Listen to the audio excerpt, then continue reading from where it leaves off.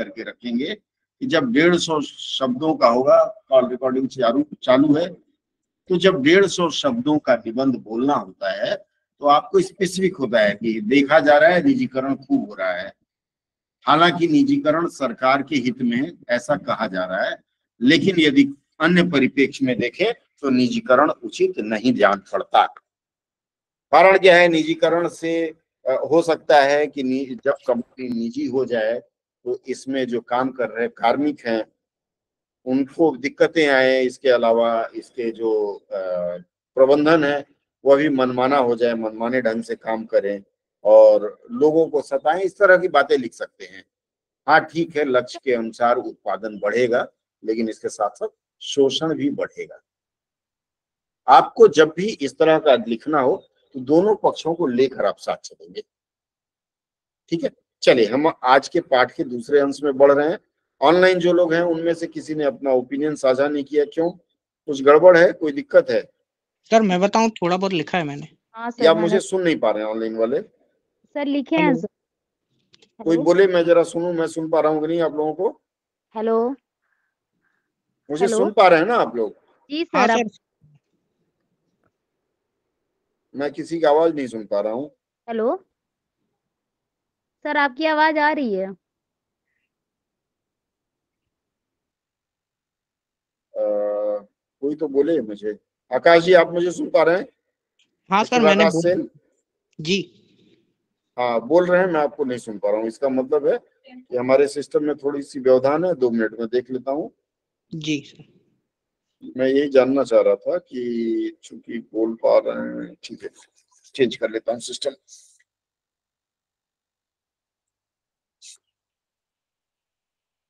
मैं एक बार फिर से लॉगिन करता हूँ।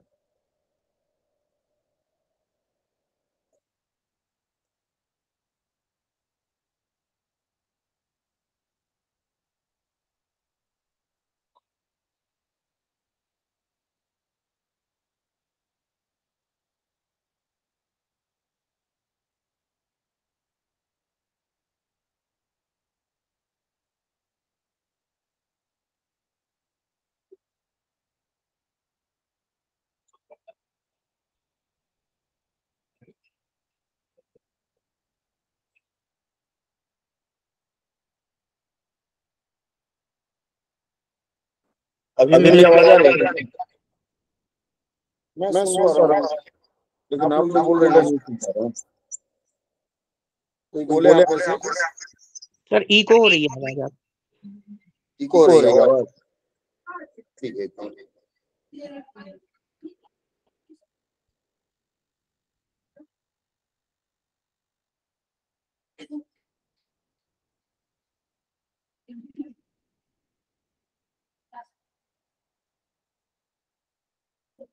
एक मिनट है, मैं थोड़ा सा चेक करना अपना कनेक्शन।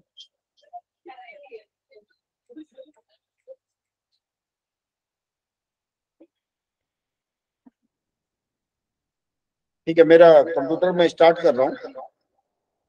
तब तक आप लोगों से एक बार मैं बात कर लूं। बात यह है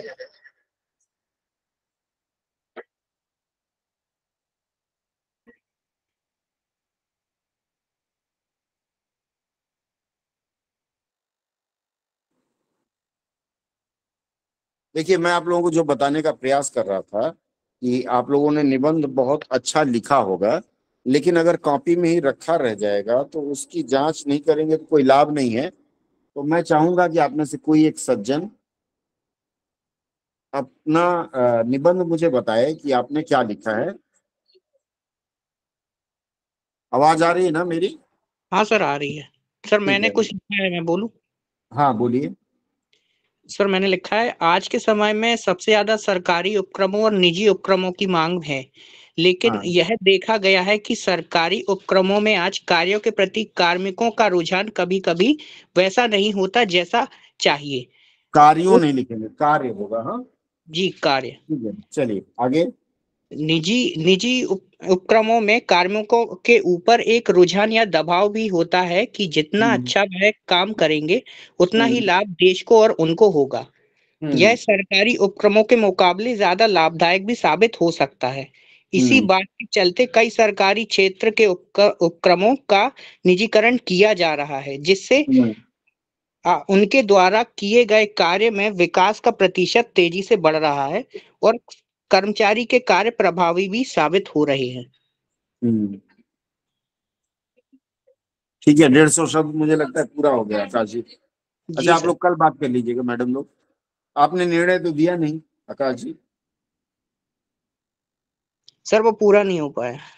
हाँ, तो पूरा नहीं हो पाया। देखिए, एक चीज ध्यान रखिएगा, आप जब भी निबंध लिखते हैं, ठीक है, उस निबंध में आपको यह प्रयास करना है कि 150 शब्द की सीमा दी गई है, तो आप उस 150 शब्द में ही अपनी पूरी बात रख पाए, और पूरी बात रखने के बाद उसका निष्कर्ष भी फाइनल आप दे पाए। ठीक है, तभी उसकी मतलब प्रधानता है या उसका विशेष लाभ है। जी सर। ठीक है, सर अभी 300 तो तक की प्रैक्टिस की थी, इसलिए ये कम नहीं कर पा रहा हूँ मैं। नहीं, जब आप लोग एनपीसी NICL आदि के लिए जाएंगे जी सर। तो वहां इस तरह की चीजों पर विशेष जोर देने के लिए कहा जाएगा। ठीक है, जी 150 शब्द लिखा गया है, इसका मतलब है आप लोग बात करना घर चली जाओ। किस लिए बैठी हुई हैं सीमा? आप लोग बात करना घर चली जाओ, कॉल कर लेना आप। ठीक है, तो मैं यह बताने का प्रयास कर रहा था कि आप लोगों को यह ध्यान देना है कि 150 शब्दों की जब सीमा दी गई है, तो हमारा यह प्रयास रहेगा कि उस 150 शब्द में ही हम इंट्रोडक्शन लिखें, उसकी बॉडी लिखें, और बॉडी लिखने के बाद उस जो भी संदर्भ है उस पर भी हम विशेष रूप से लिख पाए। ठीक है, चलिए, और कोई बताएगा? कोई और बताना चाहेगा? सर मैंने लिखा है, लेकिन मैंने बस उचित क्यों है यही लिखा है। तो उचित क्यों है बताइए। सर लिखा है, सरकारी क्षेत्र में दिन प्रतिदिन बढ़ोतरी होती जा रही है हाँ। कि इसके उपक्रमों में भी आए दिन बदलाव देखने को मिलता है। अतः कई हम्म। से महानुभाव हैं जो सरकारी कामकाज को अपनी सहूलियत के हिसाब से करते हैं। इसके हम्म। साथ ही अपनी मर्जी से ऑफिस आना तथा जाना भी पसंद करते हैं। अपने हम्म। हिसाब से दिनचर्या का निर्धारण करते हैं। 6 घंटे के हम्म। कार्य को मात्र 4 घंटे में निपटाना चाहते हैं। हम्म। ऐसे में आप ही बताइए कि सरकारी उपक्रमों को का निजीकरण नहीं होना चाहिए? अवश्य होने हम्म। चाहिए। सरकारी काम को हम्म। लोग किसी भी कीमत पर ना करने के लिए रिश्वत तक लेते हैं, और कभी-कभी हम्म। रिश्वत के चलते काम को इतना टालते रहते हैं कि सामने वाला तंग आकर आखिरकार रिश्वत दे ही देता है। हम्म। सर बहुत और सुंदर लिखी है। ठीक ठीक है, बहुत बहुत सुंदर। सुंदर लिखी है। नेक्स्ट, आगे। अति आधुनिक काल में एक काम को अर्थात सरकारी काम को कराने के लिए 100 बार दौड़ धूप में लगे होते हैं। कितनों की दौड़ तो धूप करनी पड़ती है। मतलब ठीक है, सर जरूरत में था, इसीलिए कितनों की तो। सरकारी काम के बाद को का प्रयोग नहीं करेंगे। क्या सर? सरकारी काम के बाद को का प्रयोग नहीं करेंगे। अच्छा। सरकारी काम करवाने के लिए इसके बाद को का प्रयोग नहीं करेंगे। जी सर। ठीक है, चलिए नेक्स्ट। बस नेक्स्ट, और कोई? ठीक है, चलिए फिर हम बात शुरू करते हैं। अगली चर्चा हमारी होगी KBC स्टाइल में हम करने जा रहे हैं, और वह जो हमारा स्टाइल होगा वह होगा अनुवाद अभ्यास। ठीक है, अनुवाद अभ्यास में मैं आपको वन लाइनर अनुवाद के लिए अनुच्छेद दूंगा, एक एक लाइन वाला। आपको करना क्या है कि आपको yes know very good thank you अपने हिसाब से बोलते हुए चलना है। ठीक है, अभी मैं आपको स्क्रीन साझा करने जा रहा हूं, और मैं आशा करूंगा कि अब जो लोग वो कर रहे हैं, क्या बोलते हैं, परियों की चर्चा कर रहे हैं, वो लोग अपनी चर्चा बंद कर दें। ठीक है, चलिए, सबसे पहला प्रश्न ये है कि जब आप अनुवाद के लिए जाते हैं, आपके स्क्रीन पर अनुवाद के लिए कुछ दिया जाता है, तो कैसे करते हैं, उसमें क्या देखना जरूरी रहता है? अनुवाद के लिए जब कोई पैसेज मिलता है आपको, क्या चीज उसमें सबसे पहले देखते हैं? विशेषकर जब वन लाइनर अनुवाद मिलेगा, उसमें क्या देखना आवश्यक रहेगा?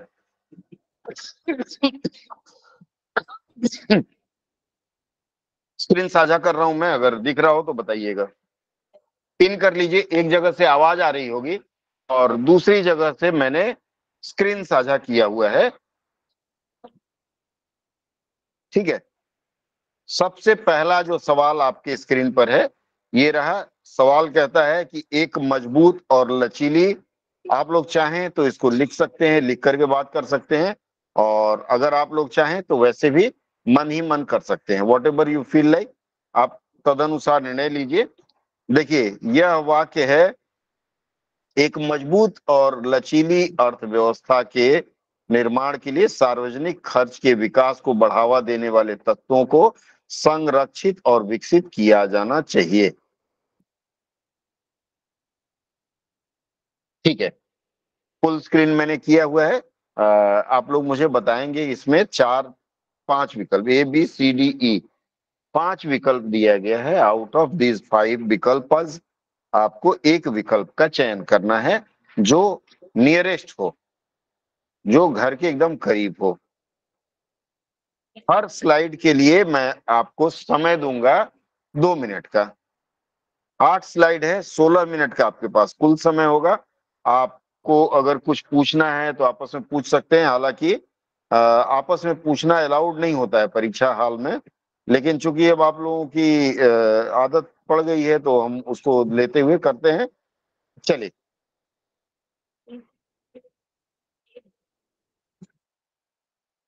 कर सकते हैं अभी समय, मैं जानबूझ के आपको 2 मिनट का समय देता हूं हर लाइन में। To build a strong and resilient economy,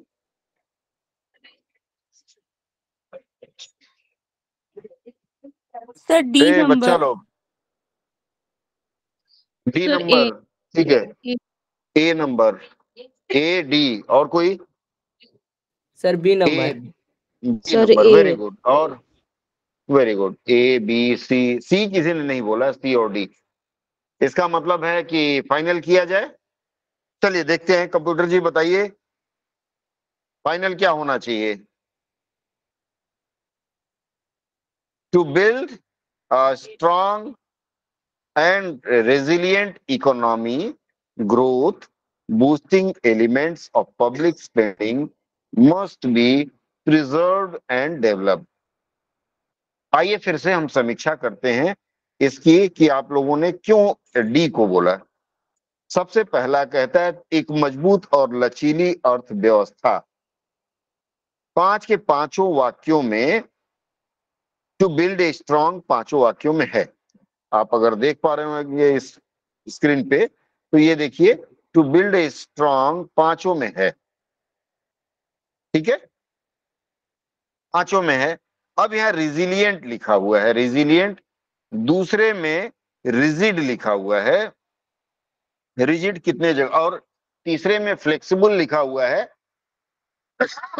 मतलब ये है कि रिजिड 2 जगह लिखा हुआ है।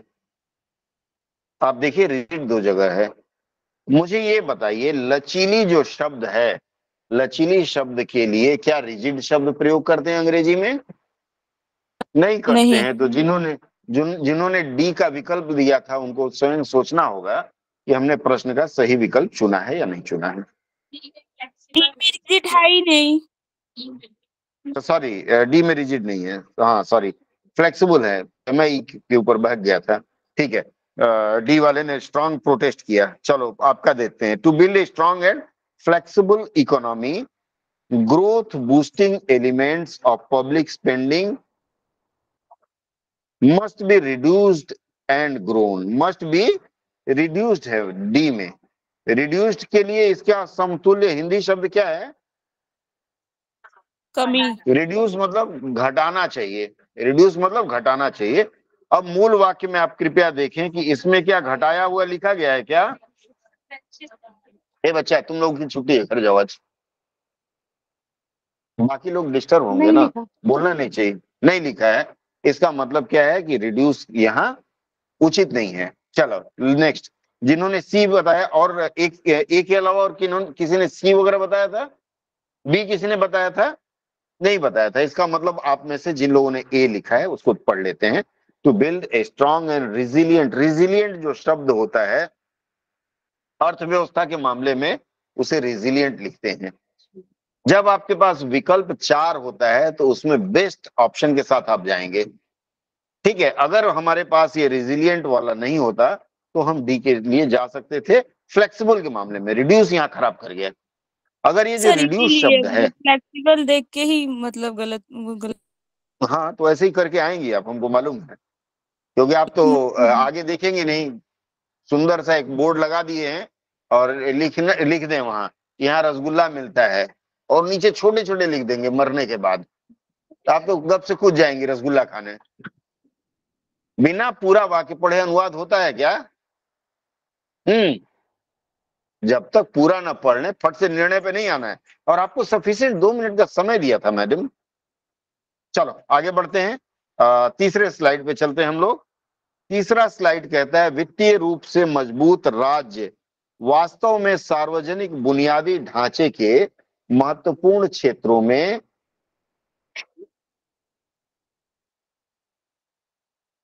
ये देखिए धमकी देने लगा। ठीक है, आपका बिना लाइसेंस वाला अक्षम हो जाएगा, कैसे भगाएं? ठीक है, थोड़ा सा इसमें एक वो आ गया है, वायरस जैसा आ गया लग रहा है, क्लोज नहीं हो रहा है कंप्यूटर में वायरस। ठीक है, चलिए आगे बढ़ते हैं। अगला वाक्य कहता है एक मजबूत और लचीली अर्थव्यवस्था, सॉरी एक मिनट, ये कुछ वायरस आ गया, बंद भी नहीं हो रहा गए काम से। ठीक है, सॉरी 3 नंबर स्लाइड में आते हैं। वित्तीय रूप से मजबूत राज्य वास्तव में सार्वजनिक बुनियादी ढांचे के महत्वपूर्ण क्षेत्रों में व्यय अभियान का नेतृत्व करते हैं। देखिए इसमें क्या होना चाहिए बताइए आप लोग।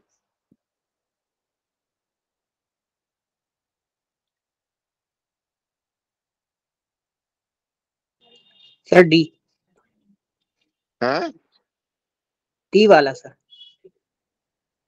डी वाला, फिस्कली स्ट्रॉन्ग स्टेट्स, वित्तीय रूप से मजबूत राज्य, could indeed lead the expenditure drive in critical areas of public infrastructure। और कोई? ये देखिए ये जो लीड द एक्सपेंडिचर है ना, नीचे वाले में लीड द इकोनॉमिकल ड्राइव है, सबसे नीचे वाले में लीड द इकोनॉमिकल ड्राइव है। एक्सपेंडिचर 3 जगह यूज किया है, देखिए डी और सी में। ठीक है, क्योंकि खर्च की बात कही गई है तो आप मूल वाक्य से मिलाएंगे। इसमें क्या क्या है? सार्वजनिक महत्वपूर्ण क्षेत्रों में व्यय अभियान का नेतृत्व करते हैं। किसका नेतृत्व करते हैं अगर हम कहें तो ये नेतृत्व क्या कहेंगे? व्यय अभियान, मतलब खर्चे का नेतृत्व करते हैं। और जब खर्चे का नेतृत्व करते हैं तो एक्सपेंडिचर शब्द 2 जगह आया है, ए में आया है। वेरी गुड, तो फिर देखते हैं ए सी और डी में आया, इसका मतलब सबसे पहले ई हमारा आउट हो जाएगा, राइट ऑफ कर देंगे ई को। ठीक है, अब आते हैं ए सी और डी, बी भी हमारा चला गया।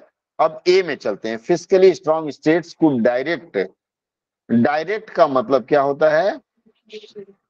नेतृत्व करना जहां होता है वहां लीड करना होता है, LEAD। डायरेक्ट का मतलब निदेश करना होता है, इसका मतलब ए चला गया। आप इसी तरह से खास खास शब्दों पर ध्यान देंगे। अगला है फिस्कली स्ट्रॉन्ग स्टेट्स, कॉमन है, could push the economy drive in critical area. Push का मतलब धक्का मारना। ठीक है, होगा क्या? नहीं होगा। चलिए हम एक बार इसका उत्तर पहले देख लेते हैं। इसमें बिल्कुल सही आपने बताया था, जिन्होंने बताया था आपका डी वाला जो है वो सही उत्तर है। और मैं फिर से एक बार मिलवा देता हूं आपको, बी वाला हमने निकाल दिया था ना, पुश द इकोनॉमी, पुश का मतलब ढकेलना होता है, धक्का मारना, तो नहीं चलेगा। ठीक है, लीड ही चलेगा। अब लीड ऊपर वाले ए में भी नहीं था, बी में भी नहीं था, सी और डी में था, तो इसी में से हमको एक चुनना था, तो डी वाला बेहतर ऑप्शन है। ठीक है, आगे बढ़ते हैं हम लोग अगली स्लाइड की ओर। अगला स्लाइड कहता है आधुनिक समाजों में वृद्धि और विकास की इमारत। छोटा था इसलिए मैंने समय नहीं दिया, इस बार फिर 2 मिनट का समय देता हूं, आप लोग स्वयं देखें और सॉल्व करने का प्रयास करें। अगर जरूरत पड़े तो पेन एंड पेपर का इस्तेमाल कर सकते हैं। चलिए 2 मिनट का समय देता हूं आपको। करिए।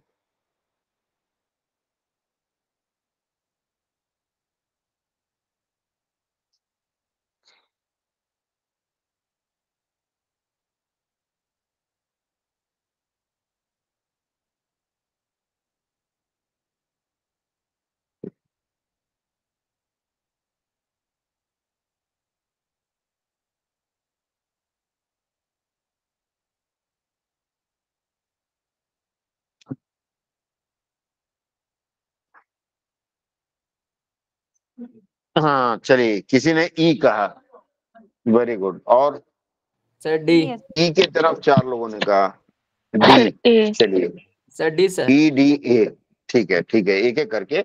ई डी ए, पेन मत खाइए मैडम।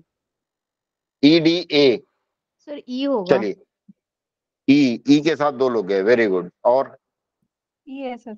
यहाँ भी है, बहुमत ई के साथ है। सर। तो पहले ई का ही कर लेते हैं हम लोग, ई की विवेचना। आधुनिक समाजों में वृद्धि और विकास की इमारत एक जीवंत, लचीले और अच्छी तरह से काम करने वाले वित्तीय क्षेत्र की नींव पर रखी है। सॉरी, क्या है उत्तर, क्या आया है? द एडिटेड, पक्का? यहाँ ई मैंने जानबूझ के लिख दिया है। अब इसकी विवेचना कर लेते हैं। उत्तर आपको पता चल गया, अब विवेचना में आते हैं। देखिए, सबसे पहले द रीजन फॉर ग्रोथ, यही है ना, and development in modern societies is build on. ये रीजन का मतलब होता है कारण। तो कारण होता है क्या? नहीं होगा। द स्ट्रक्चर, स्ट्रक्चर का मतलब है आधार, होता है क्या? ठीक है, हाँ संरचना। ठीक है, संरचना होता है। उसके बाद सी में आते हैं, द रीजन, अगेन रीजन है, रीजन नहीं होगा। बहुत आसान आसान सी गलती है, बहुत कठिन गलती नहीं है। द एडिफिस, एडिफिस किसको बोलते हैं? एडिफिस ऑफ ग्रोथ, मतलब विकास की इमारत, विकास का नींव एक्चुअल में कहा जाता है। तो Edifice of growth and development. अब देखिए, डी और ई दोनों में वही चीज लिखा हुआ है। ठीक है, चलिए हम थोड़ा सा और आगे बढ़ते हैं। Growth and development in modern societies, in modern societies is build on, build on चल रहा है, the foundation of A luxurious, on the foundation of vibrant. Luxurious का मतलब क्या होता है? लग्जरी का मतलब होता है आरामदेह। अब मूल वाक्य में आरामदेह है क्या? जीवंत है। और जीवंत को कहते हैं वाइब्रेंट। रिजिलियंस जो है उसको क्या कहेंगे? लचीलापन। And well functioning of financial sector, ये ठीक है, दोनों बाकी सही है। तो ये एक छोटी सी गलती के कारण इसको हमने रिजेक्ट कर दिया। अब हम अगली स्लाइड पर चलते हैं। अगला स्लाइड क्या कहता है, पढ़ें। अगेन 2 मिनट का समय देता हूं, फिर आप लोग मुझे स्वयं बताएंगे ये किसका भला है। ठीक है,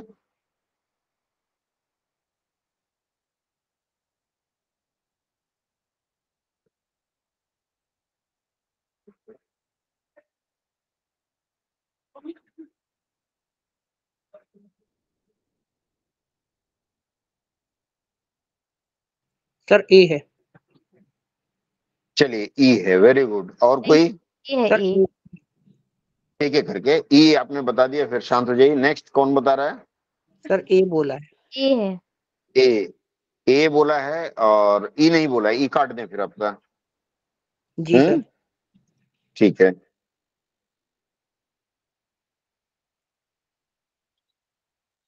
ए सर।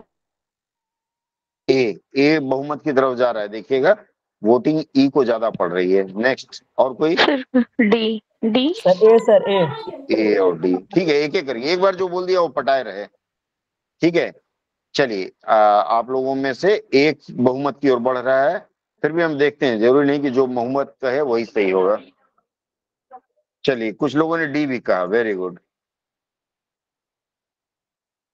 ठीक है, कुछ लोगों ने डी भी कहा, कुछ लोगों ने बी और सी कोई नहीं कह रहा है। हाँ ठीक है, अब हम सर ए जरा सर। देख लेते हैं। ठीक है ठीक है, ये तो बहुत लोगों ने बोल दिया। अब हम जरा इसको देख लेते हैं कि इसमें अगर कहानी क्या है। और ये आपका उत्तर डी है। कितने लोग जो डी दिए थे? अब फिर हम जरा विवेचना कर लेते हैं इसकी कि डी आखिर होगा कैसे।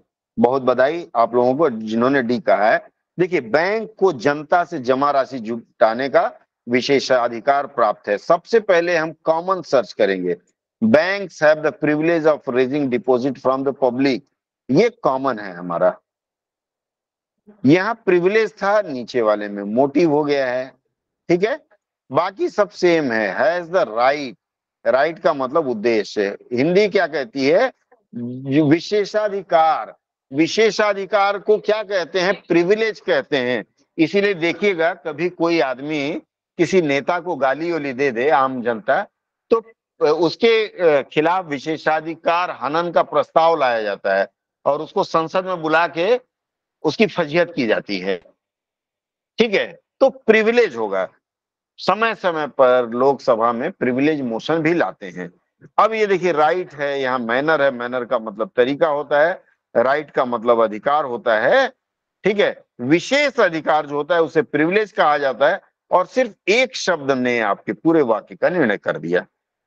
बाकी चीजें देखिए हर वाक्य में लगभग बराबर है। इतना सुंदर अभ्यास तो कभी हमने देखा ही नहीं जो आप लोग अभी कर रहे हैं, ठीक है। अगले स्लाइड पे हम चलते हैं, फिर से आपको 2 मिनट का समय दिया जाएगा। तो आप लोग अगर प्रयास करें तो उसको नोटबुक में नोट भी कर सकते हैं, और जैसे मैं बता रहा हूँ वैसे बहुत लोग हैं जो मोबाइल में ही और लाइन खींच रहे हैं, ठीक है। तो उस हिसाब से चलिए, फिर से 2 मिनट का समय देता हूं आपको।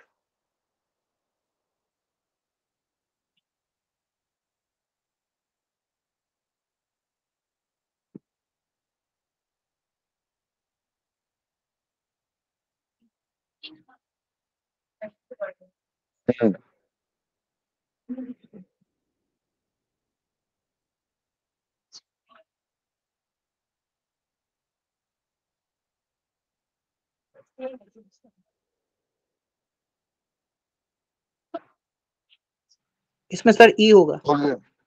ई होगा, वेरी गुड। किसी ने ई कहा है, नेक्स्ट। ई सर। सर ई होगा। ई, बहुमत ई के साथ जा रहा है, नेक्स्ट। हाँ, और कोई? चलिए फिर हम उत्तर की तरफ बढ़े। 1 मिनट अभी बाकी है, आप लोग चाहें तो सोचने में थोड़ा समय लगा सकते हैं। आपके पास 1 मिनट का और समय है। क्या वही बहुत विद्वान तो फट से स्क्रीनशॉट लेकर के और गूगल लेंस में जाके अनुवाद करके बता रहे हैं। श्वेता जी, आप शायद हो सकता है लाइव टेलीकास्ट से बाहर हो जाएं, दोबारा ज्वाइन करिएगा। हाँ सर ई। ठीक है, चलिए उत्तर देखें फिर। जनता जनार्दन ने अपना अपना मत दे दिया, अब हम भी अपना मत रखें, और मत रखें अगर हम करते हैं तो इस प्रश्न का उत्तर है ई नंबर। जो भी ई, मुझे लग रहा है काफी लोगों ने ई के साथ, ई का साथ दिया है, तो आप लोग बहुत अच्छा कर रहे हैं। जो लोग नहीं कर पा रहे हैं उन्हें थोड़ा सा मंथन करना है, ज्यादा नहीं। चलिए हम जरा इसकी विवेचना करके देखें। छोटे उधारकर्ताओं की सुरक्षा, the responsibility of small borrower, है क्या? पहले में देखिए रिस्पॉन्सिबिलिटी ऑफ, रिस्पॉन्सिबिलिटी क्या इसमें स्पष्ट नहीं किया है। दूसरा द डेवलपमेंट मतलब विकास होता है, अगेन रिस्पॉन्सिबिलिटी इसमें समझ नहीं पाया, ठीक है। इंक्लूशन तो होगा ही नहीं। प्रोटेक्शन, एक ही शब्द से आप पूरे वाक्य की पहचान कर सकते हैं कि यही कल्प्रिटवा है हमारा, ठीक है। बहुत सुंदर कर रहे हैं आप लोग, थोड़ा और आगे बढ़े हम लोग, नेक्स्ट स्लाइड की ओर चलें। क्या जनता की क्या राय है? पंचों की राय के साथ चलना होगा। 11वां प्रश्न आपके सामने है, देखिए स्क्रीन पर। भारत जैसे सांस्कृतिक बहुलता, पढ़ लीजिए। अगेन 2 मिनट का समय देता हूं आपको, उस 2 मिनट में आप इसको निपटाने का प्रयास करिए पूरा पढ़ करके।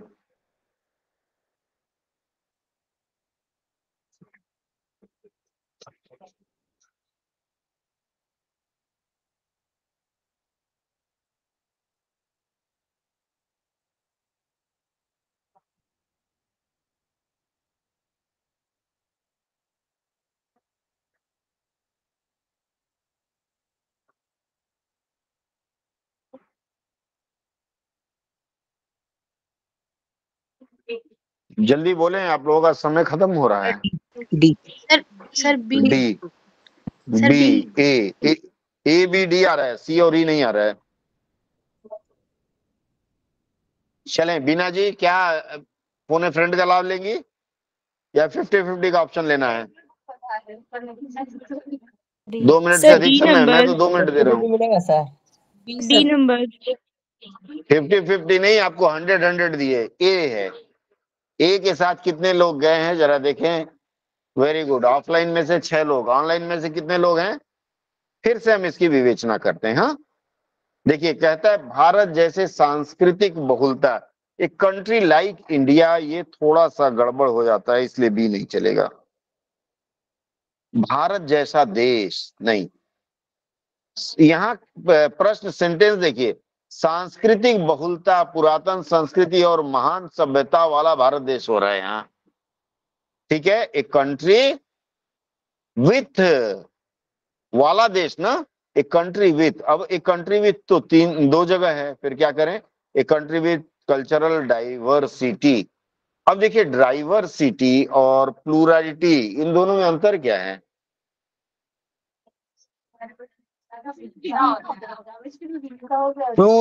डाइवर्सिटी का मतलब विविधता, प्लूरलिटी जो शब्द है वो बहुलता के लिए प्रयोग करते हैं। प्लूरलिटी लिख लीजिए, जो कठिन शब्द दिखे आप डायरी में नोट करते जाएं। प्लूरल मतलब इन्होंने लगाया बहुवचन और बोली थी सी। हाँ, पढ़ी नहीं थी इसलिए नहीं पढ़े हैं, तो जैसे पिंकी गड्ढे में गिर गई वैसे आप भी गड्ढे में गिर जाएंगे। मैंने एक कहानी सुनाया कि एक जा रहा था कोई और सामने बोर्ड लगा था, उसमें लिखा था रसगुल्ला खाना है तो यहाँ आए, और नीचे पतली पतली लाइन में लिखा था मौत के बाद मिलेगा। मतलब आदमी वो गड्ढे में ही गिर गया। ठीक है, तो उस चक्कर में न रहें, हमेशा शुद्धता पर ध्यान दें।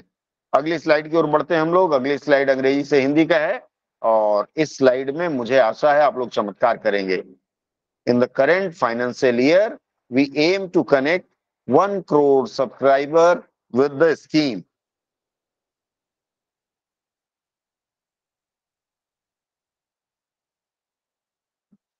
दो मिनट का समय दे रहा हूं मैं, आधा मिनट है, आप आधे मिनट के बाद फिर आगे बढ़ सकते हैं। Sir D. Sir D. समय लीजिए, टेक योर ओन टाइम, समय लीजिए, कोई जल्दीबाजी थोड़ा ना है, एकदम आपके पास समय है, समय का लाभ उठाएं। हाँ, होता है। डी का बहुत लोग ऑप्शन दे रहे हैं, क्या हमें डी के साथ चलना चाहिए? अभी आधा मिनट और है, सोच लीजिए। डी। D, very good. डरते डरते कहा आपने, कुछ तो कहा। ठीक है, चलिए नेक्स्ट। और कोई?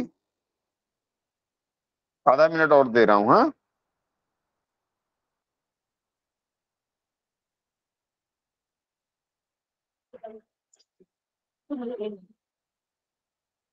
ठीक है।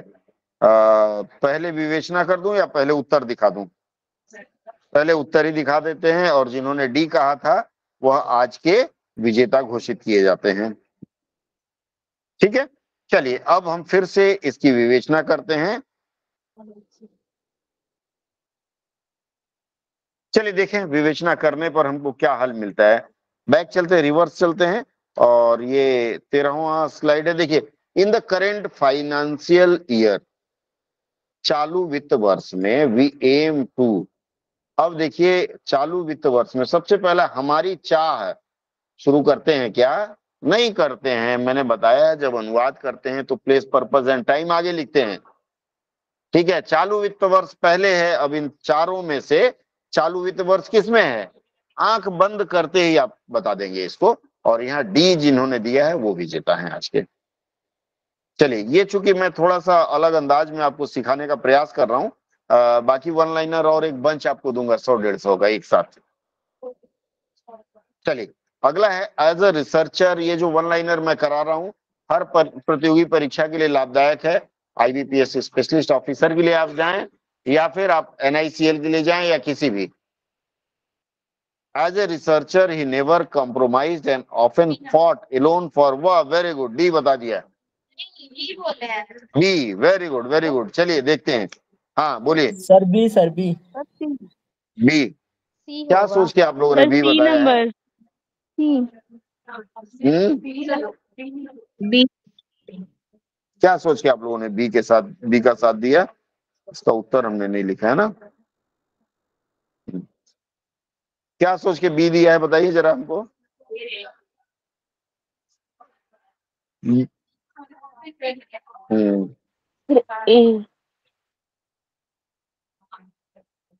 और जिन्होंने सी कहा था वो जीत गए,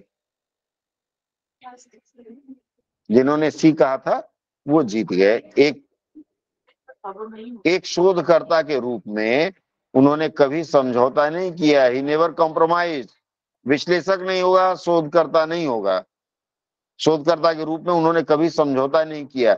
ये बी और सी पैरेलल चल रहा है। और अक्सर, अक्सर का ऑफेन और कई बार, विचारों के लिए अक्सर अकेले लड़ाई लड़ी। Very good. यहाँ अध्यात्म कहां से आ गया बच्चा? बी में अध्यात्म है। You got carried away by the sentence. Often अक्सर और उसमें छोड़ दीजिए आप। अध्यात्म कहां से आया? अध्यात्म का कोई है इसमें? इसका मतलब है कि आप लोग अगर इस तरह से परीक्षा देंगे तो आप लोगों के सफल होने के चांसेस बढ़ जाएंगे। कैसे बढ़ जाएंगे? जितना अधिक अभ्यास उतना अधिक तनाव। इसका अभ्यास मैंने पिछले सत्र में करा दिया था, देखूं अगर किसी को याद है तो।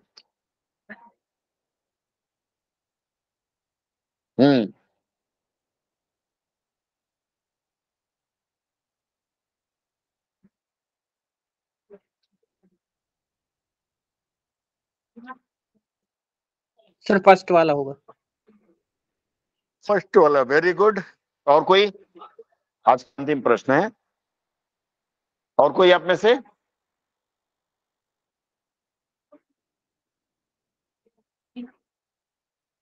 फर्स्ट वाला गलती इसलिए है कि बीमा पॉलिसी को बीमा नीति नहीं कही जाती है, इसलिए कोई भी हिम्मत न ले। दूसरे वाले में चलते हैं, दूसरे वाले में भी बीमा नीति लिखा हुआ है, वो भी नहीं होगा। इसका मतलब बचा क्या? एक ही बचा, समस्त वाहनों के मालिकों के लिए मोटर वाहन अधिनियम के अंतर्गत मोटर बीमा लेना आवश्यक है। बस समाप्त। इतना ही आपको करना है। ये हमने लगभग 7 या 8, 18 है ना, 8 अनुवाद हमने किया। शायद परीक्षा में आपको 10 या 15 पूछा जाएगा। सर एक क्वेश्चन है। हाँ बोलिए। सर वाहनों और मालिकों दोनों वर्ड में ओ की मात्रा क्यों आ रही है? क्योंकि व्हीकल तो अकेला लिखा हुआ है। वाहन हाँ मालिकों बिल्कुल, है। समस्त वाहन मालिकों आप लिखना चाह रहे हैं। जी आप अपनी जगह बिल्कुल सही हैं, लेकिन क्या आपको अधिकार है प्रश्नकर्ता के प्रश्न में उंगली उठाने का? नहीं सर। आप कहें कि वाहन लिखा है तो हम इसका जवाब नहीं देंगे, संभव है? नहीं सर। तो जो भी नियरेस्ट मीनिंग होता है, देखिए जहां ऑप्शनल हो वहां जो भी नियरेस्ट हो, जो भी नियरेस्ट हो आप उसका जवाब देंगे, ना कि अपनी तरफ से तर्क में पड़ के अपना समय खराब करेंगे।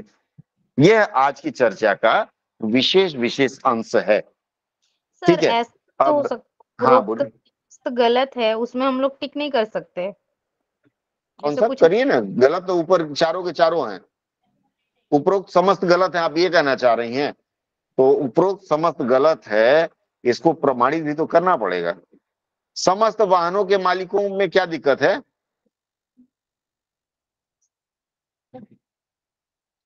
समस्त जिसने बोला था कि समस्त वाहन के मालिकों लिखना होगा। देखिए यहाँ अगर आप गौर से देखें तो समस्त वाहन के मालिकों, इसका मतलब है कि सारे वाहन का मालिक कोई एक हो सकता है, लेकिन समस्त वाहनों के मालिकों मतलब अलग अलग वाहन है, अलग अलग ये है। एक्चुअली होना क्या चाहिए था? वाहनों के यहाँ होना चाहिए था, वाहन आगे आ जाना चाहिए था, ये इधर आना, आगे आना मानता। वाहनों के समस्त मालिकों, या फिर समस्त आप छोड़ सकते हैं, वाहनों, वाहन के मालिकों, समस्त की आवश्यकता नहीं, क्योंकि अनुवाद में कभी कभी कोई शब्द हम छोड़ देते हैं और कभी कभी कोई शब्द वापस बाहर से ले आते हैं। तो वाहनों के मालिकों के लिए मोटर वाहन अधिनियम 88 के अंतर्गत मोटर बीमा लेना आवश्यक है। ये कह करके आप सत्र समाप्त कर सकते हैं। नींद आ रही है? ठीक है, चलिए चलते चलते एक छोटा सा और अभ्यास करेंगे और आज के अभ्यास के बाद हम लोग बैक टू बेस चलेंगे। बैक टू बेस का मतलब है कि हम बेसिक में जाएंगे, फिर हम आप लोगों से बात करेंगे कि क्या अपेक्षित है हम लोगों से, हमें क्या करना चाहिए। ठीक है, चलिए एक प्रश्न और देता हूं, मैं सिर्फ बोल रहा हूं, आप लोग लिखिएगा। प्रश्न है कि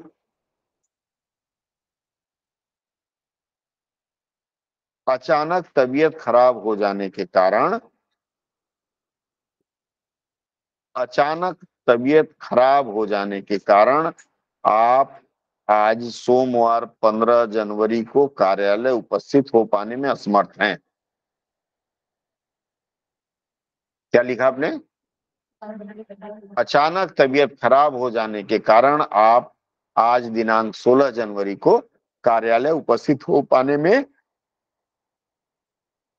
सक्षम नहीं है या नहीं हो पा रहे हैं। इस संबंध में अपने कार्यालय प्रमुख से, अपने कार्यालय प्रमुख से एक दिन के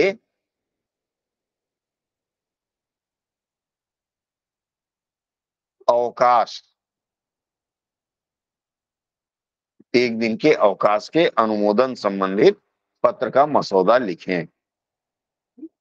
एक दिन के अवकाश के इस संबंध में अपने कार्यालय प्रमुख से एक दिन के अवकाश के लिए आवेदन का मसौदा प्रस्तुत करें। 5 मिनट का समय देता हूं मैं। 41 हो रहा है, 45 या 46, 46 पे आप पेन डाउन कर देंगे ईमानदारी से। चलिए,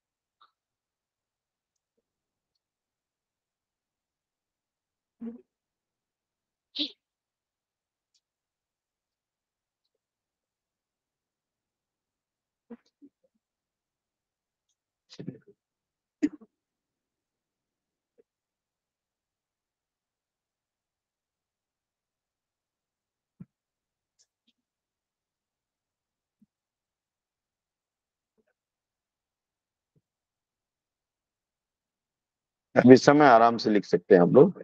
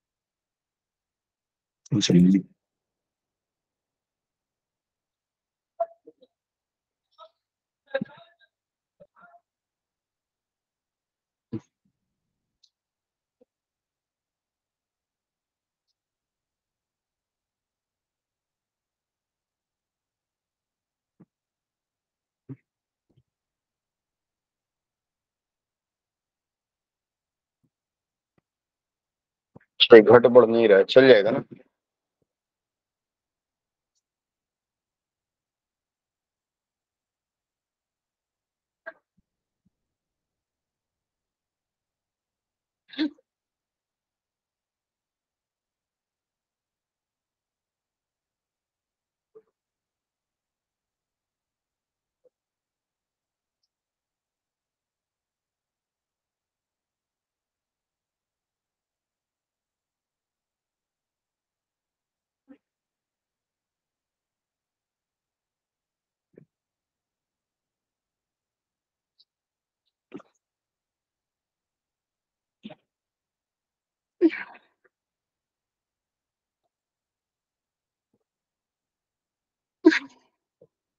आखिरी मिनट चल रहा है, ठीक है।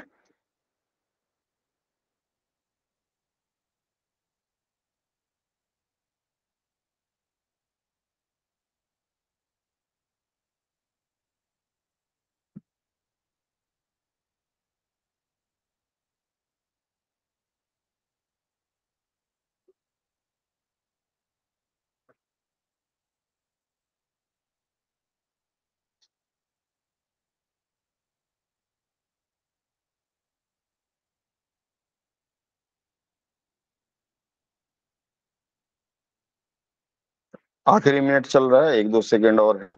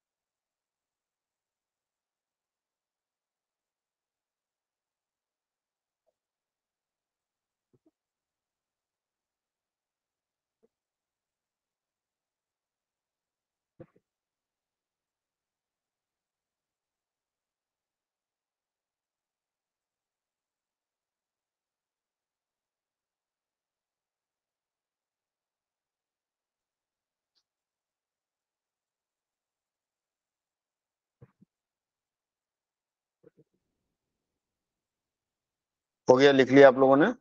अब लिखना बंद कर दीजिए, समय ओवर हो गया, मैंने आपको 1 मिनट एक्स्ट्रा भी दे दिया था, ठीक है। चलिए, देखिए सबसे पहले आपसे मैं सवाल एक पूछना चाहता हूँ। मैंने क्या चिट्ठी दिया था, किस तरह का चिट्ठी दिया था आपको लिखने के लिए? ये जो मैंने चिट्ठी लिखने के लिए दिया था आपको, किस प्रकार की चिट्ठी थी? Official letter, very good. मसौदा, वेरी गुड। और कुछ? अगर हम पत्राचार की बात करें तो सबसे पहले जो पहला शब्द आता है वह है सरकारी। सरकारी का मतलब होता है कि सरकार के कार्यालय की तरफ से जो भेजा जा रहा है वह हो गया सरकारी। सरकारी पत्राचार में कई प्रारूप होते हैं, सरकारी और दूसरा हो गया गैर सरकारी। गैर सरकारी क्या होता है? गैर सरकारी, गैर सरकारी, ठीक है। सरकारी का मतलब होता है एकदम सरकार की ओर से आपको भेजा जाएगा। ये गैर सरकारी का मतलब होता है, आप किसी को लिखते हैं, 2 तरह से लिखते हैं सरकारी में। एक हो गया व्यक्ति की तरफ से सरकार के कार्यालय को, या सरकार के कार्यालय की तरफ से व्यक्ति के कार्यालय को। और गैर सरकारी का मतलब है चाचा मामा ताऊ नाना नानी भैया भाभी, इनको जो आप चिट्ठी लिखते हैं वो गैर सरकारी में आ जाता है, मतलब व्यक्तिगत। इसको अगर आप गैर सरकारी न कहें तो आप इसको व्यक्तिगत भी कह सकते हैं, व्यक्त, ठीक है।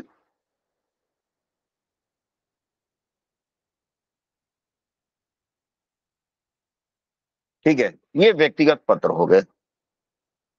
ये अगर कोई सरकारी कर्मचारी अपने ओर से अपने कार्यालय को चिट्ठी लिख के देता है तो वह भले ही सरकारी कार्यालय में कर रहा हो, लेकिन यह एक तरह से व्यक्तिगत पत्र होता है। और ये जो व्यक्तिगत पत्र होता है वह आवेदन या अभ्यावेदन के रूप में आता है। किसमें आता है? आवेदन या अभ्यावेदन।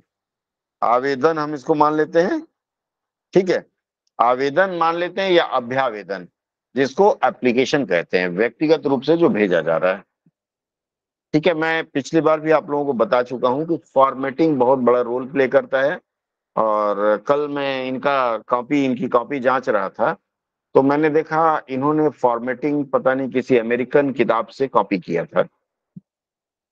अमेरिकन किताब का मतलब हो गया कि उसमें जो फॉर्मेट दिया गया था, कोई भी रहा हो, नाम किस लिए पूछना, इन्होंने जो फॉर्मेट उसमें प्रयुक्त किया था, उस फॉर्मेट में लोग ये कहते हैं ये मॉडर्न हो गया। There is nothing modern and ultra modern या फिर पुराना।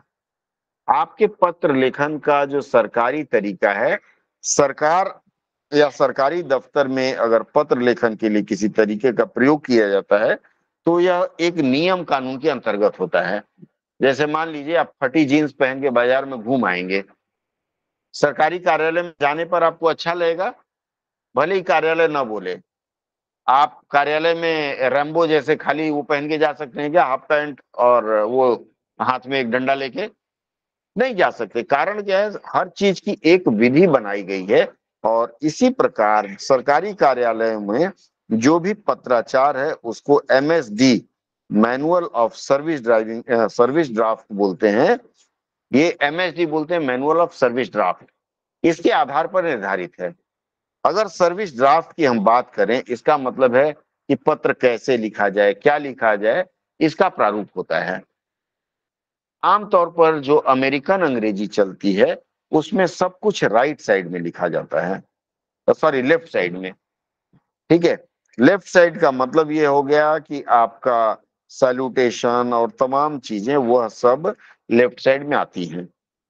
जैसे ये इस तरह से वो देख पा रहे हैं, निशान है, उसे पता चलेगा कि लाइन गैप, और ये उसको दिखाने के लिए बस मैंने उसको किया है।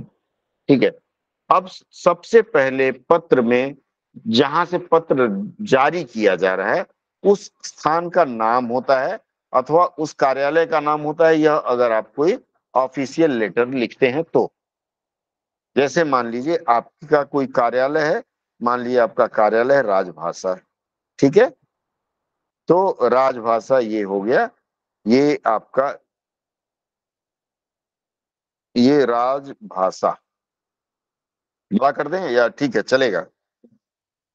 चलेगा। राजभाषा ये कार्यालय का नाम हो गया। ठीक है, उसके ठीक नीचे वाली लाइन में कार्यालय का पता। आप देखिए इसमें क्या डबल लाइन का गैप आ जा रहा है। अगर घर में अभ्यास करते हैं तो इसको कंट्रोल A से सेलेक्ट ऑल कर लीजिएगा, और ये यहाँ जा करके रिमूव स्पेस आफ्टर पैराग्राफ के एक ऑप्शन आता है, वो आपको स्क्रीन शेयरिंग में नहीं दिख पा रहा होगा जो कि इनबिल्ट है इसमें। एक लाइन का आपको गैप करना, वो मैंने कर दिया। ठीक है, अब यहाँ पता, जैसे मान लीजिए पता कलकत्ता में है, तो कलकत्ता हम लोग लिख देंगे, कनखल, चलिए लिख देते हैं कन ख ल। कनखल है, कहाँ पर है कनखल? हरिद्वार के पास में। ये कार्यालय का पता लिख दिया। सरकारी पत्राचार में कार्यालय के पता के अतिरिक्त फाइल नंबर ये वो रहता है, लेकिन चूंकि यहाँ हम लोग व्यक्तिगत पत्राचार करते हैं, तो आप लेफ्ट में आ जाएंगे, और लेफ्ट में बाईं ओर आने के बाद सबसे पहले प्रेषक। प्रेषक कौन पत्र भेज रहा है, कौन भेज रहा है? प्रेषक कौन है? प्रेषक, प्रेषक लिख के ये देना है आपको, कॉलम देना है, और ये जो प्रेषक का जो डॉट खत्म हो रहा है ना, वहां से लिखना है। ठीक है, प्रेषक मान लीजिए क लिखेंगे, क ख और ग। क ख ग नाम नहीं लिखते हैं, क्योंकि पता चला कि कुछ गोलमाल हो गया, कह दिया नहीं ये तो नाम लिखे, पेपर लीक करवा रहा है। तो प्रचलन क ख ग अ ब स च छ ज, इस तरह लिखने का। ये आप हो गए क ख ग। इसके बाद टैब दबाया मैंने। कहाँ पर आप बैठे हैं? तो आप परीक्षा केंद्र पर बैठे हैं। कहाँ बैठे हैं?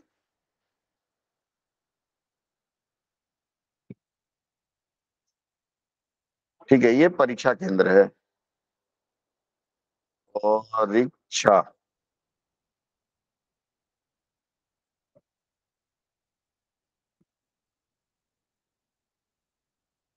परीक्षा केंद्र। ठीक है, यहाँ हमने लिख दिया परीक्षा केंद्र। आपका नाम और पता, जो आदमी चिट्ठी लिख रहा है उसका नाम और पता यहाँ लिखना पड़ता है। परीक्षा केंद्र, परीक्षा मान लीजिए आप कोलकाता में दे रहे हैं तो आप कोलकाता लिख सकते हैं, ठीक है, कोलकाता हमने लिख दिया कोलकाता, ठीक है। स्क्रीन पे भी आप देख सकते हैं। इसके बाद परीक्षा केंद्र कोलकाता लिखने के बाद फिर 2 लाइन का स्पेस होगा नीचे लाइन में। उसके बाद हो गया आपका पूरा पता हो गया, जो भी पता है आपने लिख दिया।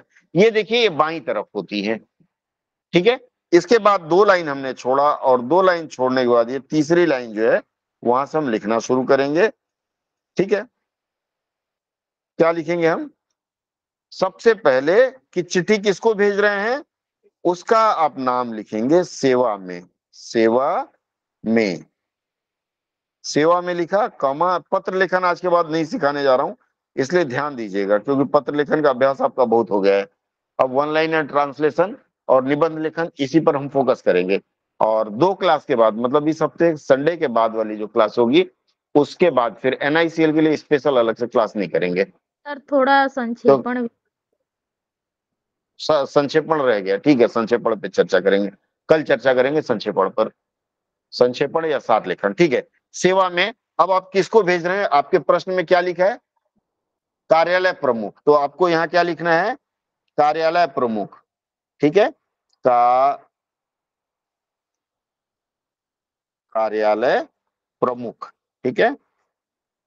देखिए बार बार मैं यह कहता हूं कि आप लिखने का अभ्यास करें। लिखने का अभ्यास अगर नहीं करेंगे तो दिक्कत होगी। टाइप करके आपको देना है ना, कार्यालय प्रमुख, कार्यालय का नाम लिख सकते हैं ना। कार्यालय प्रमुख, कार्यालय का नाम, हमको तो नाम दिया नहीं गया है, ठीक है, तो यहाँ कार्यालय लिख देंगे। जो भी है आपके समझ के ऊपर है, इस पर कोई ज्यादा मीन मेक नहीं होती है, ठीक है, बस खत्म।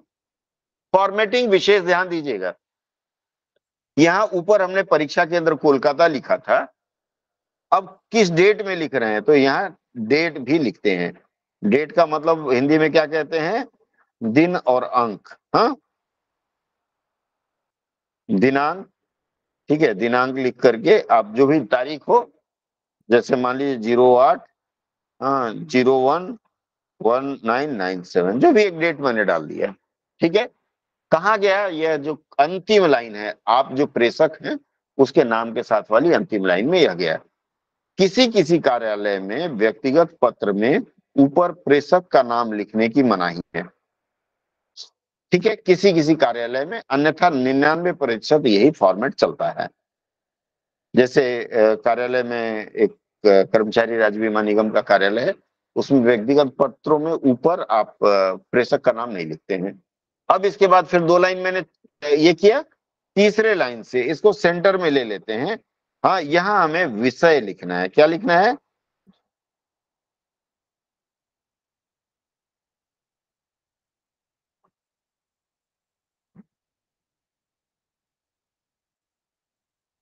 विषय। मैंने विषय लिखा। विषय लिखने के बाद जो भी विषय है, देखिए विषय के बारे में कहा जाता है कि आप अपना विषय छोटा लिखेंगे। क्या है प्रश्न, क्या है आपका? एक दिन अवकाश के लिए, तो यहां लिखेंगे एक दिन के अवकाश के लिए, बस आप इतना ही लिखेंगे, एक दिन, कारण वर्ण बीच में डालेंगे, एक दिन, एक दिन के अवकाश हेतु, ठीक है, अवकाश का निवेदन या हेतु लिख लीजिए, जो आपको उचित लगे वो लिख लीजिए, एक दिन के अवकाश हेतु, ठीक है, या एक दिन के अवकाश का निवेदन। इसके बाद फिर से आप 2 लाइन का स्पेस देंगे, ये मैंने दिया एक, और 2 लाइन का स्पेस दिया। तीसरे लाइन में हमको लिखना है, कर्सर लेफ्ट में जाएंगे,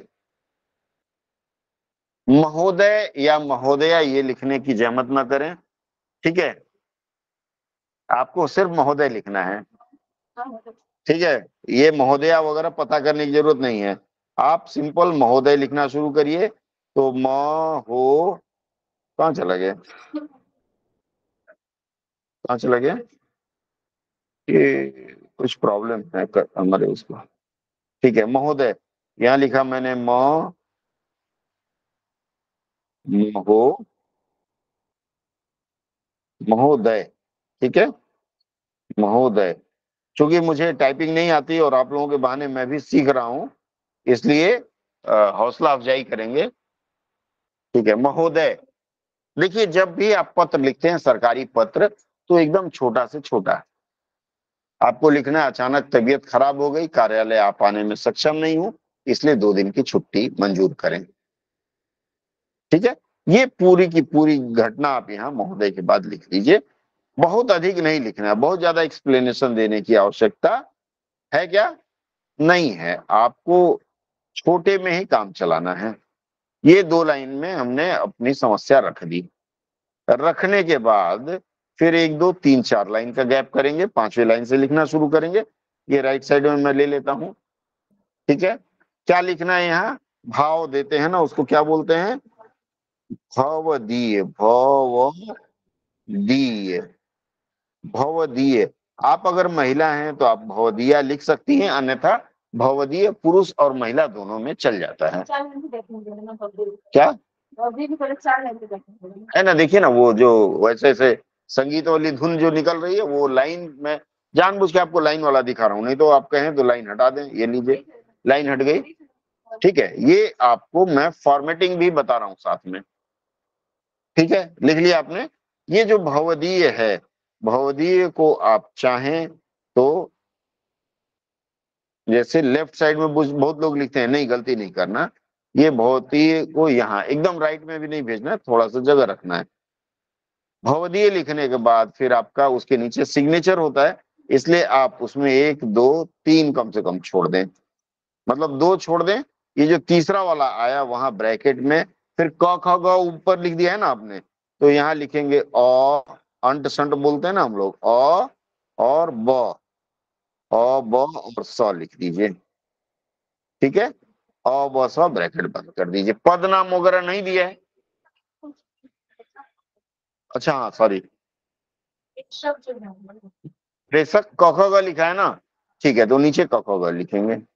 जो ऊपर लिखा है प्रेषक में वही नीचे लिख देंगे, क्योंकि साइन तो वही आदमी कर रहा है ना, ठीक है। बहुत अच्छा पकड़ी हैं आप। हो गया। ये व्यक्तिगत जो पत्र है, ये व्यक्तिगत पत्र कुछ इस प्रकार लिखा जाएगा, और उस आदमी का पदनाम भी कुछ लिखना होगा। अगर आपके प्रश्न पत्र में पदनाम लिखा है, डेजिग्नेशन, तो लिख दीजिए, अन्यथा कोई फिक्सियस कोई कुछ लिख दीजिए। हैं? क्या पदनाम? वो जो नाम लिखा है, चलिए लिख दे रहा हूं मैं। पदनाम में प्रबंधक है वो ना, प्रबंधक नहीं, 1 मिनट, वो कहाँ गए? प्रबंधक। जो आदमी आवेदन लिख रहा है उसका डेजिग्नेशन देखिए, उसके नीचे लिख दिया प्रबंधक राजभाषा, मैनेजर राजभाषा या जो भी है, बस इतना काफी है। चिट्ठी थोड़ा सा छोटा करके दिखा देता हूँ। ये व्यक्तिगत पत्र आप इस तरह से लिख सकते हैं। आप लोगों को मैंने पत्र का सैंपल भी साझा किया था, ये देखिए। तो किसमें अलग अलग चीजें थी, अलग अलग हिसाब से था, ठीक है। ये पत्र का एक सैंपल मैं आपको स्क्रीन पर साझा कर रहा हूं। मुझे लगता है कि इस साझा किए हुए सैंपल से आपका काम चल जाएगा। संकलन का मतलब होता है कि उसके साथ संकलित कर रहे हैं, संकलन नहीं, संलग्नक लिखे जाता है। मतलब 2 आदमी एक दूसरे के पीछे लगे हों तो उसको संलग्नक बोलते हैं, यही कहना चाह रही हैं? हाँ, पीछे नहीं लगे रहते हैं। संलग्नक मतलब उसके साथ कुछ और फॉर्म जमा कर रही हैं। आप कुछ दे रही हैं क्या, इसके साथ मांगा गया है, तो फिर झूठे बवाल क्यों पालना है? कुछ मानना नहीं है। जब वहां लिखा रहेगा कि इसके साथ ये भेजना है तब भेजना है, ज्यादा नहीं। लेस लगेज मोर कंफर्ट। यहां तक स्पष्ट हो पाया? अभी अगर सरकारी पत्र है तो खाली प्रेषक क ख ग च छ ज हटा देते हैं, डेट जहां है, तारीख जहां है, तारीख अपनी जगह पर स्थिर रहेगी। ये तारीख वाला जो हिसाब किताब है, यहाँ क्या करते हैं हम लोग, एक वो लगा देते हैं, फाइल संख्या लगा देते हैं। तारीख के ठीक उसमें हम एक फाइल संख्या लिख देते हैं, बाकी लगभग चीजें समान होती हैं, ठीक है। फिर यहाँ से प्रेषक हाँ, यहाँ जो प्रेषक आपने लिखा है ना, ये प्रेषक हटा करके और यहाँ ऊपर टॉप में लेटर हेड होता है, तो कार्यालय का लेटर हेड वहां बना देंगे। बाकी सब कुछ सेम बाकी सब सेम रहेगा, देयर इज नो चेंज। सेवा से वो जिसको भेजना है, जैसे ब्लॉक वहाँ सेवा में। हाँ, जैसे आपने सेवा में ये लिखा, तो जिसको भेज रहे हैं सरकारी ऑफिस से उसको भेजेंगे। भवदिया का जगह जैसे कार्यालय प्रमुख हो जाए। नहीं, भवदीय तो रहेगा ही रहेगा, सिग्नेचर ब्लॉक भी रहेगा। सिग्नेचर ब्लॉक के नीचे जैसे प्रबंधक लिखा है, वो जो लिख रहा है उसका, ठीक है। ये आज की सेवा में आपका ब्लॉक यहाँ सब लोग कुछ देंगे नहीं, वहां साइन करना पड़ता है ना, तो इसलिए थोड़ा गैप रख देंगे। आप ड्राफ्ट पुट अप कर रही हैं, मसौदे में साइन नहीं होता है, अगर वो साइन होके आ गया तो ड्राफ्ट नहीं रहेगा, ठीक है। क्लियर है? यहाँ तक कोई डाउट है तो मुझे बताएं।